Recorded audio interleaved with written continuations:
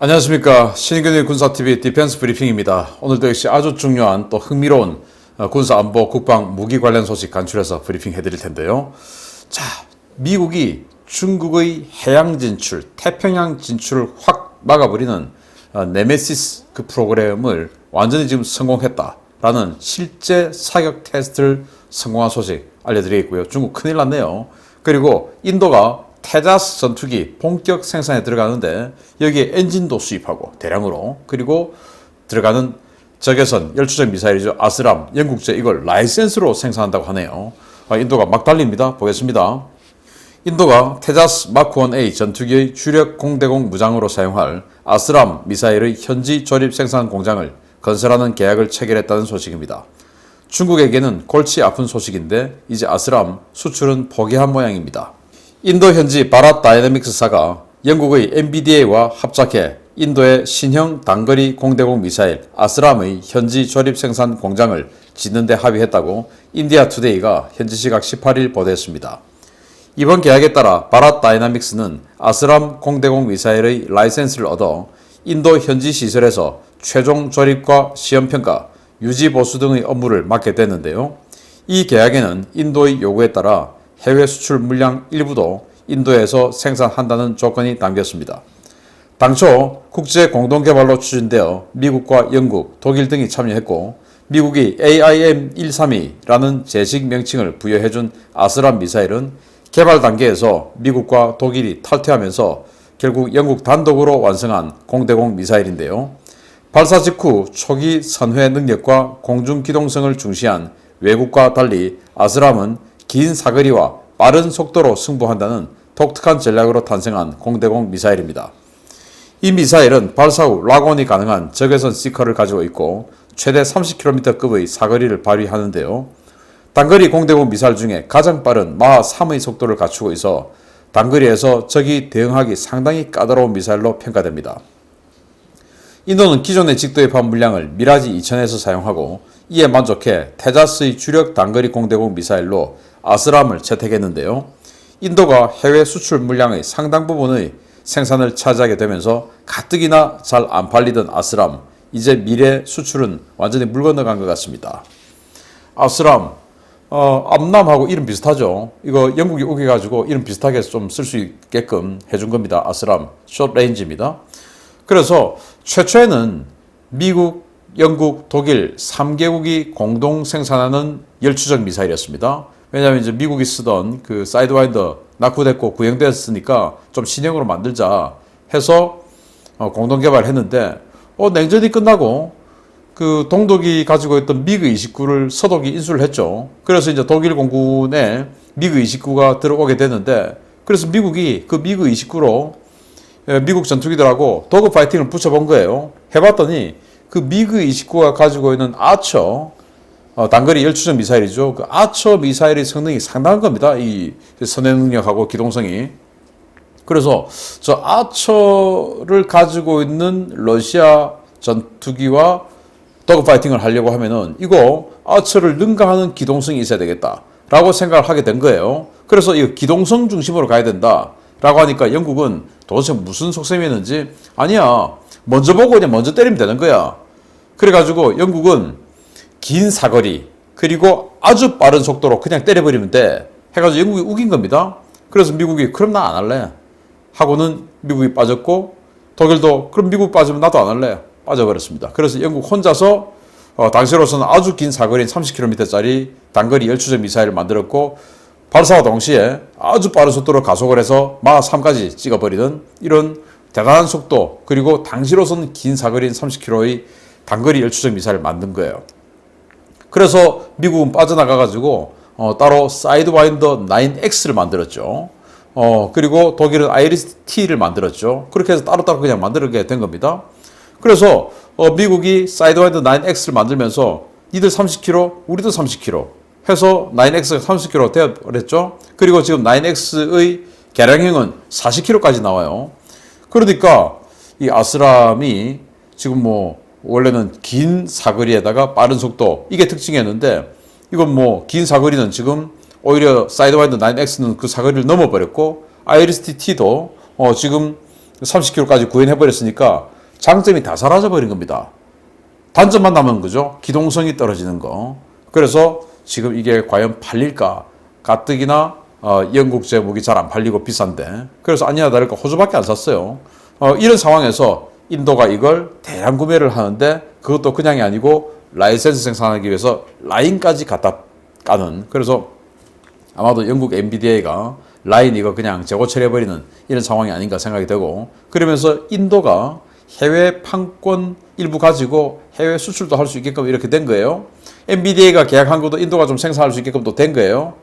뭐 과연 수출 계약할 수 있을지 모르겠지만 어쨌든 영국이 그래도 만든 거는 다른 나라가 이거 좀 사자 할 수 있는데 인도가 만든 거 이거 좀 쉽게 살 수 있을까요? 라는 생각하면 이제 아스람은 완전히 수출은 끝났다 라고 생각할 수 있고, 어쨌든 테자스 전투기가 이렇게 나름 그래도 지금 완성을 향해서 차근차근 나가네요. 아스람 이제 이 무장도 확보를 했고, 그리고 오늘 또 들려온 소식에 의하면 F404 엔진 99대를 샀습니다. 그래서 이 테자스 마크 1A 총 80세대 83대를 만드는데 여유분 엔진 포함해서 99대 99대의 F404 엔진을 샀으니까 이제 만들어서 까는 일만 남았습니다.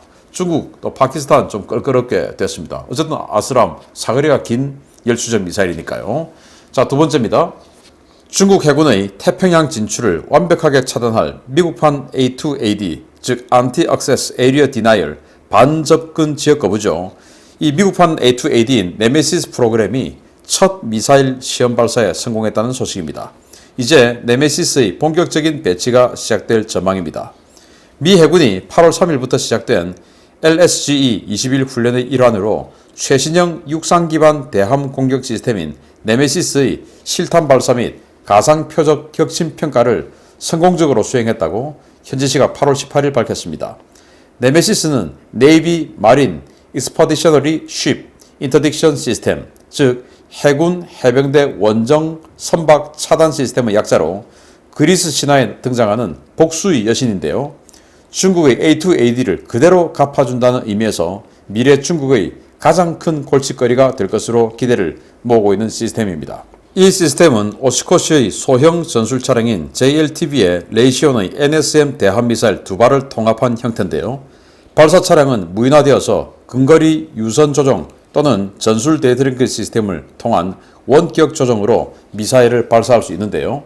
이 차량은 로그파이어스, 즉 Remotely Operated Ground Unit for Expeditionary, 원격 통제 원정 지상 화력 유닛으로 불립니다. 미 해병대는 이번 실험에서 C-130J 수송기, LCAC 공기부양정 등을 이용해 작은 무인도를 상정한 해안에 로그파이어를 긴급 전개하고 데이터링크를 통해 표적 정보를 받아 미사일을 발사한 뒤에 긴급 이탈하는 시나리오를 시연했는데요. 여기서 발사한 NSM 미사일은 100캐리 밖의 표적함, 올리버 하자드 페리급의 마지막 함인 잉그램함에 정확히 명중했습니다. 미 해병대는 내년부터 네메시스 시스템의 양산에 들어가 초도 작전 능력 IOC 평가를 내년 10월부터 시작해 네메시스 시스템 운용 특화 부대로 편성된 해병 제3연안연대 작전 배치해서 오키나와에 최우선 배치할 예정인데요. 네메시스가 배치되면 중국 앞으로 상당히 골치 아파지겠습니다. 여기 보십시오. 오시코시에서 만든 JLTV 소형 전술 차량이죠. 여기에 지금 캐빈이 없습니다. 운전석 없죠. 무인화시킨 겁니다.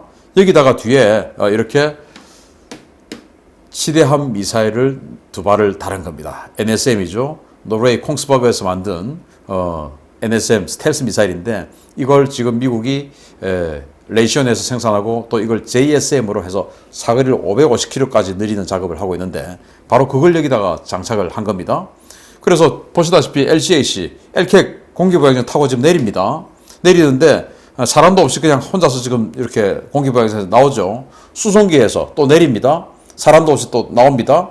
자, 이렇게 해서 지금 그 미국의 해군, 해병대 또 육군 다 이제 다영역 전투라는 작전 개념으로 자, 너나 할 것 없이 중국 다 때려.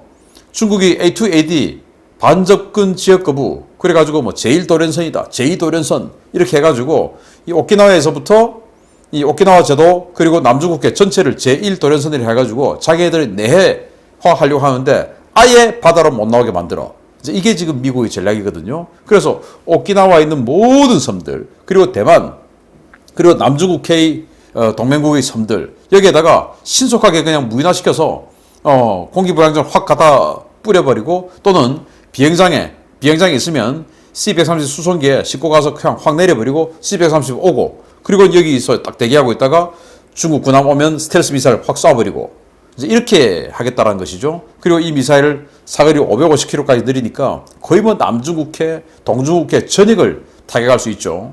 그걸 이제 처음으로 테스트를 했는데, 올리버 하자드 페리급 미국이 가지고 있던 호위함이었죠. 그 호위함의 마지막 함이 잉그램함이라고 있었는데 그걸 표적하면서 4,000톤급입니다.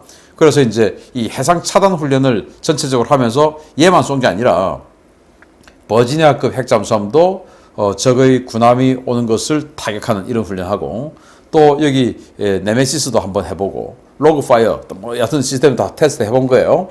그러면서 동시에 때리게끔 만든 거죠. 그래서 사진에 보셨듯이 이 올리버 하자드 페리급의 마지막 함 잉그램함이 장렬하게 그냥 뭐 표적함으로써 최후를 맞춰버렸는데 명중을 해버린 겁니다. 자, 이제 이렇게 명중했으니까 이거 되구나, 무인으로 다 되구나, 전술 데이터 링크로 명령 내리니까 되구나, 이제 이렇게 다 확인을 했고, 이제 그러면은 생산에 들어가자. 이제 곧 중국은 자기네들 해군기지 밖으로 나오는 것이 두려워서 꼼짝도 못할 그런 상황에 들어가게 됐습니다. 사람도 없이 그냥 이렇게 스텔스 미사일 쏴버리니까 이거 어떻게 감당하겠습니까?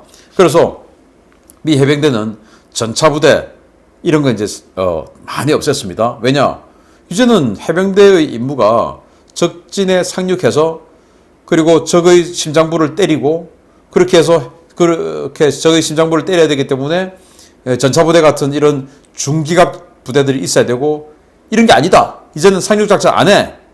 그냥 우리의 적인 중국이 바다로 못 나오게만 하면 중국을 그냥 말려 죽일 수 있어. 이렇게 바꾸니까 이제는 해병대가 전차부대 이런 거 없애고 이렇게 네메시스, 로그파이어스를 쏘는 이런 부대로 개편을 한 겁니다. 그게 이제 제3해병연합연대 처음으로 창설해서 오키나와에 배치를 하겠다고 하니까 이제 중국 큰일 났네요. 마치겠습니다. 감사합니다.